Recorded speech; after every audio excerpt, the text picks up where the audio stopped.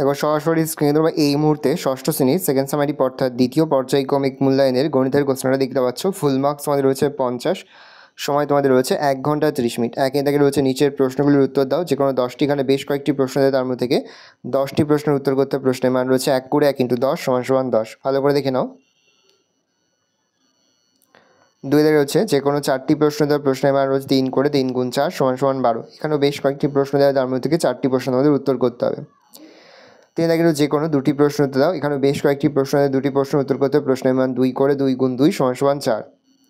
4 থেকে যে কোনো 4টি প্রশ্ন দেওয়া, প্রশ্নের মান রয়েছে 3 করে 3 × 4 = 12। ভালো করে দেখে নাও। এখানের যে কটি অঙ্ক দেখতে পাচ্ছ, প্রতিটি অঙ্কই কিন্তু এবছরের জন্য খুবই গুরুত্বপূর্ণ। সেই প্রতিটি অঙ্কই কিন্তু খুব ভালো করে তোমরা অধ্যয়ন করবে। 4 অঙ্কের ক্ষুদ্রতম সংখ্যা নির্ণয় করো যা 12, 15, 20, 35 দ্বারা বিভাজ্য।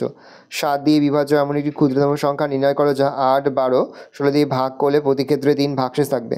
300 মিলিলিটার কমলালেবুর শরবত তৈরি করতে শরবতে 18% কমলালেবুর রস দিতে হলো।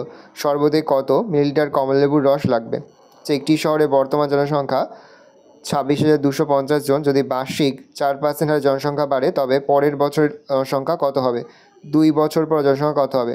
যে আজ আমরা মোটর গাড়িতে 94.5 কিমি পথ যাব। 1 কিলোমিটার যেতে ওই মোটর গাড়ির 0.078 লিটার পেট্রোল খরচ হয়। হিসাব করে দেখো আমাদের মোট কত লিটার পেট্রোল দরকার। অনিলবাবু তার মাসিক আয়ের 22% বাড়ি ভাড়া দেন। যদি অনিলবাবু প্রতি মাসে 1070 টাকা বাড়ি ভাড়া দেন, তবে অনিলবাবুর মাসিক আয় কত? অনিলবাবু তার মাসিক আয়ের 22% বাড়ি ভাড়া দেন। যদি অনিলবাবু প্রতি মাসে 1870 টাকা বাড়ি ভাড়া দেন, তবে অনিলবাবুর মাসিক আয় কত? নেক্সট কোশ্চেন রয়েছে, রসুলপুর গ্রামের জনসংখ্যা গত বছরের তুলনায় 12% বেড়ে গেছে। আগে ওই গ্রামের জনসংখ্যা 775 জন হলে এখন জনসংখ্যা কত হয়েছে হিসাব করি। 5 থেকে রয়েছে নিচের প্রশ্নগুলির উত্তর দাও। যে কোনো 3টি প্রশ্নের মান 2 করে 2 × 3 = 6।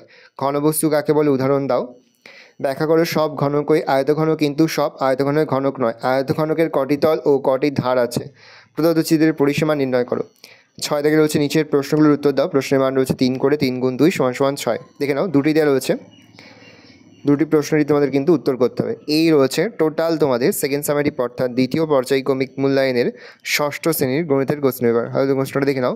আশা করি ভিডিওটা ভালো লেগেছে। ভিডিওটা ভালো লাগলে ভিডিওকে লাইক করে দিতে ভুলবেন না। আমার নতুন হওয়া লাল কালার সাবস্ক্রাইব প্রেস করে পাশে বেল আইকন প্রেস করে যখন নতুন করে ভিডিও আপলোড করি সবার ফার্স্ট নোটিফিকেশন তোমরা পেয়ে যাও। আর এই ভিডিওটি তোমার বন্ধু বান্ধবী আত্মীয়স্বজন সবার মধ্যে কিন্তু অনেক শেয়ার করে দেওয়ার বছর ষষ্ঠ শ্রেণীতে পড়ছে। এই প্রশ্নপত্রের বিস্তারিত আলোচনা কিন্তু ইতিমধ্যেই আমরা লং ভিডিও আকারে কিন্তু আপলোড করে দিই। এখনও পর্যন্ত সেই ভিডিওটি না দেখে থাকো, ভিডিওটি কিন্তু তাড়াতাড়ি দেখে নাও। ভালো করে দেখে নাও কোশ্চেন পেপারটা।